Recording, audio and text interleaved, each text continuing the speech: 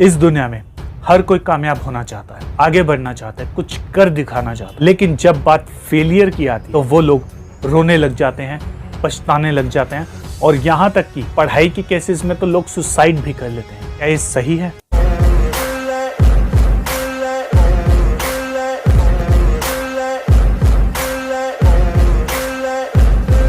हाय दोस्तों, मैं राजन शर्मा आ चुका हूं एक नई वीडियो के साथ। तो कैसे हैं आप सब दोस्तों?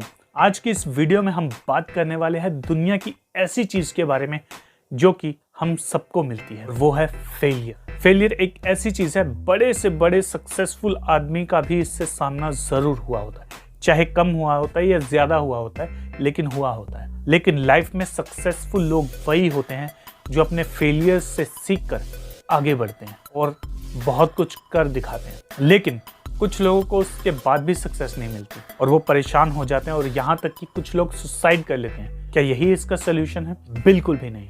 देखो दोस्तों, अगर आपको कोई चीज़ आती है, किसी चीज़ का पता है, उसमें फिर अगर आप फेल हो जाते हो तो वो चीज़ मैं समझ सकता हूँ कि नहीं होनी चाहिए। लेकिन अगर आपको कोई चीज़ आती ही नहीं है, अगर आप ट्राई कर रहे हो या उस चीज़ में कॉम्पिटिशन बहुत ज़्यादा है, उसमें ज़्यादातर चांसेस यही होंगे कि आप फेल हो जाएं। फॉर एग्जाम्पल, यूपीएससी के लिए बहुत से लोग ट्राई करते हैं, लगभग लाखों लोग, लेकिन उसमें से सेलेक्ट कितने होते हैं?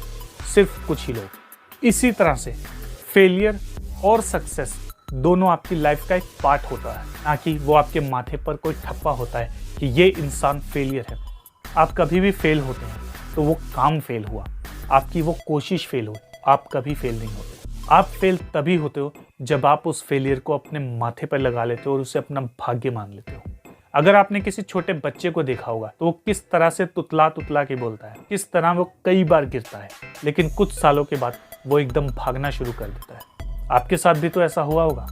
जब आपने साइकिल चलाना सीखा तो आप कितनी बार गिरे होगे और आज आप मोटरसाइकिल भी चला लेते हो। और कुछ लोग तो हाथ छोड़ के स्टंट भी करते हैं, जो कि नहीं करनी चाहिए, लेकिन मैं एक एग्जाम्पल दे रहा हूँ। तो दोस्तों, इस बात को गांठ बांध कर रख लो कि आप तब तक फेलियर नहीं हो सकते जब तक आप जिंदा हैं। लाइफ हम सबको एक सेकंड चांस जरूर देती है। आप अगर फेल होते हो तो आपको दूसरा मौका जरूर मिलेगा। The point is only that कि आप उस मौके का फायदा कैसे उठा सकते हो। अपने आप से पूछो कि आप कितने टैलेंटेड हो। माता पिता को भी चाहिए कि वो भी अपने बच्चे का टैलेंट पहचाने, ना कि अपने मर चुके हुए सपनों का बोझ अपने बच्चों के कंधों पे डाल दे। क्योंकि जरूरी नहीं जैसी आपकी सोच है आपके बच्चे के अंदर भी वैसी क्वालिटी हो सकता है वो इससे बेहतर हो या इससे अलग हो।